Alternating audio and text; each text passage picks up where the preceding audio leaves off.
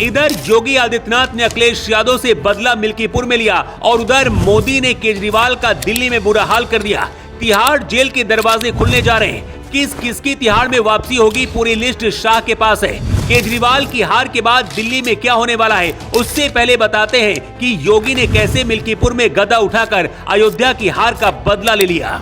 अयोध्या में राम मंदिर बनने के बाद भी जब लोकसभा में पिछले साल अयोध्या सीट बीजेपी हारी तो सपा ने उसका मजाक बनाया। इसके साथ ही ये भी दिखाने की कोशिश करी कि राम भक्तों की हार हुई और उनकी जीत हो गई। संसद में अखिलेश यादव अवधेश प्रसाद को अपने बगल में बिठाकर यही दिखाते रहे और अवधेश प्रसाद जय श्री राम बोलने से मना करते रहे। उस हार के बाद योगी ने कहा था कि हिंदू बटे, इस वजह से सनातन अयोध्या में हार गया।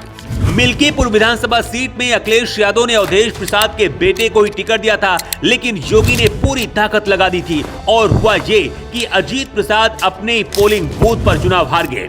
इसके बाद पूरे मिल्कीपुर में भगवा छा गया। 50,000 से ज्यादा वोटों से बीजेपी यहां पर आगे हुई।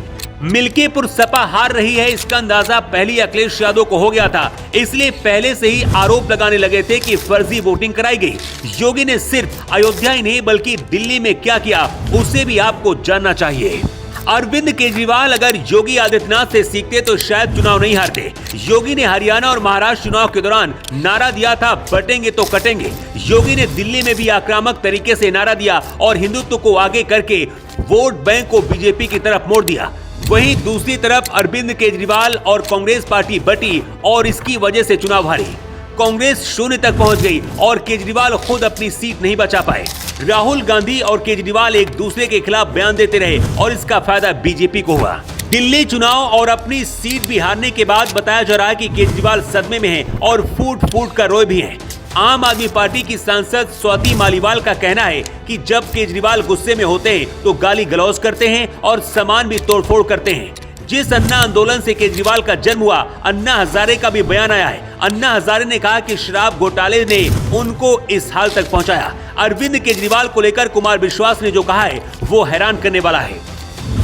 कुमार विश्वास ने कहा है, जब हमें मनीष सिसोदिया के जंगपुरा से हारने की खबर मिली तो मेरी पत्नी रो पड़ी, क्योंकि मनीष ने उन्हीं से कभी कहा था कि अभी तो औकात है। मेरी पत्नी ने जवाब में कहा था कि भैया ताकत सदैव तो नहीं रहती है, मैं उन्हें गीता भेजूंगा। वहीं अरविंद केजरीवाल को लेकर कुमार विश्वास ने कहा है कि मुझे उस आदमी से कोई सहानुभूति नहीं है जिसने अपनी व्यक्तिगत महत्वाकांक्षा के लिए अन्ना आंदोलन से निकले लाखों करोड़ों कार्यकर्ताओं के सपनों को कुचल दिया। दिल्ली अब उनसे आजाद हो गई है। आम आदमी पार्टी के कई बड़े नेता चुनाव हार चुके हैं। अरविंद केजरीवाल नई दिल्ली सीट से चुनाव हार गए हैं। केजरीवाल को प्रवेश वर्मा ने हराया है। मनीष सिसोदिया को भी जंगपुरा सीट से हार का सामना करना पड़ा है। वहीं आतिशी कालका जी सीट से चुनाव जीती हैं, लेकिन जंगपुरा से सिसोदिया को हराने वाले बीजेपी के तरजिंदर सिंह कौन है, उनके बारे में भी जान लीजिए। तरजिंदर सिंह मारवाह कभी कांग्रेस में हुआ करते थे, लेकिन जुलाई 2022 में उन्होंने बीजेपी का दामन थामा। मारवाह जंगपुरा सीट से लगातार 3 बार विधायक रह चुके हैं। पहली बार कांग्रेस के टिकट पर 1998 के विधानसभा चुनाव में जीत हासिल की थी। इसके बाद 2003 और 2008 के विधानसभा चुनाव में भी जीत हासिल करके विधायक बने थे।